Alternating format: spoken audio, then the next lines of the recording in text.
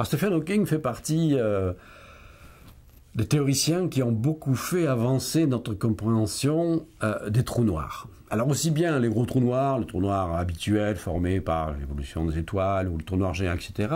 Mais à un moment, c'était dans les années 1970, il s'est intéressé à une catégorie de trous noirs sur lesquels l'astronomie ne pouvait absolument rien dire, mais qui étaient simplement possibles par la théorie de la relativité générale. Ce sont des micro-trous noirs, c'est-à-dire des trous noirs minuscules, comme le nom l'indique, donc beaucoup plus petits que les trous noirs habituels. Je rappelle, un trou noir normal, entre guillemets, si tant est qu'un trou noir puisse être un objet normal.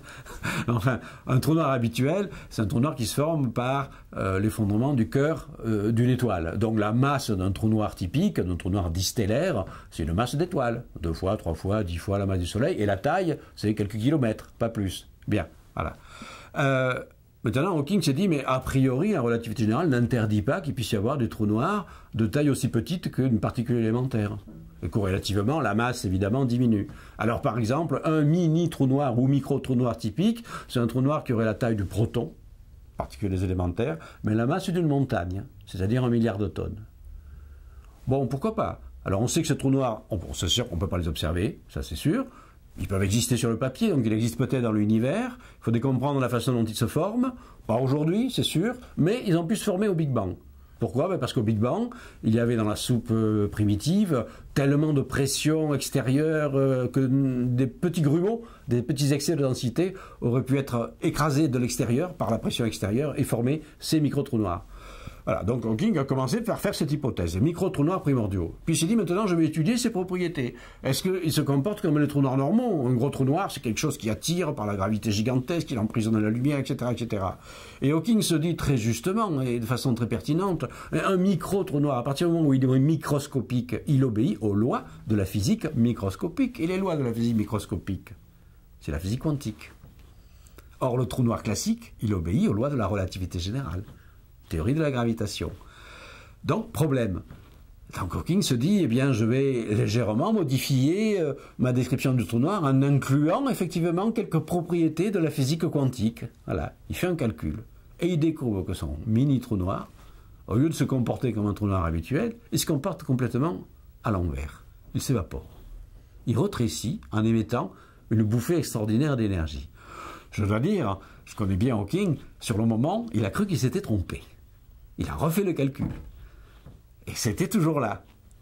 Et puis en discutant avec d'autres physiciens théoriciens, il a compris qu'il venait en fait de faire une découverte théorique, une découverte théorique qui reste aujourd'hui théorique, mais une découverte fondamentale, c'est que les micro-trous noirs, s'ils sont soumis à des phénomènes de physique quantique et pas seulement aux phénomènes gravitationnels, eh bien effectivement ils ont un comportement complètement différent, ils doivent s'évaporer.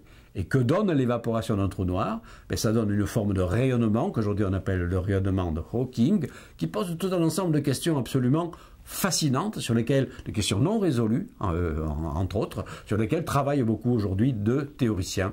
L'une de ces questions, je peux le dire, parce que le sujet est absolument fascinant, parce qu'en fait, ça constitue un point d'ancrage des théories qui sont encore en construction pour le mariage définitif de la physique quantique et de la relativité générale, le mariage de l'infiniment grand et de l'infiniment petit. Vous savez qu'il y a aujourd'hui beaucoup de physiciens théoriciens qui travaillent sur des théories, de supercorps, de gravitation quantique, pour essayer de faire une théorie cohérente. On n'y arrive pas encore, mais il y a des pistes à explorer. Et justement, comprendre le fonctionnement de micro-trous noirs peut beaucoup aider à explorer ces pistes-là.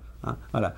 Et donc, l'une des questions qui se pose dans le rayonnement de Hawking, c'est qu'on sait que le trou noir classique, c'est un puits d'informations. Il piège les informations.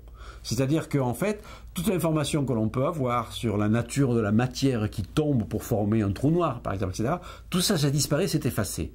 Il ne reste du trou noir, mesurable de l'extérieur, que seulement 3 petites quantités, 3 misérables quantités qui sont la masse, le moment angulaire, c'est-à-dire la façon dont ça tourne, grosso modo, et puis la charge électrique globale. C'est incroyable de penser que, sous cet aspect-là, le trou noir est l'objet le plus simple de la nature, puisqu'il est entièrement décrit et parfaitement décrit par 3 paramètres. Vous prenez n'importe quel objet de la nature, un simple grain de morceau de sucre. Si vous voulez le décrire totalement, il vous faudra des milliards de paramètres. Parce qu'il faudra connaître exactement, outre la masse, le moment angulaire, etc., déjà la couleur de sucre, est-ce que c'est du sucre blanc, est-ce que c'est du sucre roux, la forme, et puis en fait la constitution précise de tous les atomes et de toutes les molécules. Ben, toutes ces milliards d'informations, si le sucre tombe dans le trou noir, tout ça c'est effacé, il ne reste que la masse, le moment angulaire et la charge électrique. Donc, à ce niveau-là, le trou noir est un piège énorme d'informations.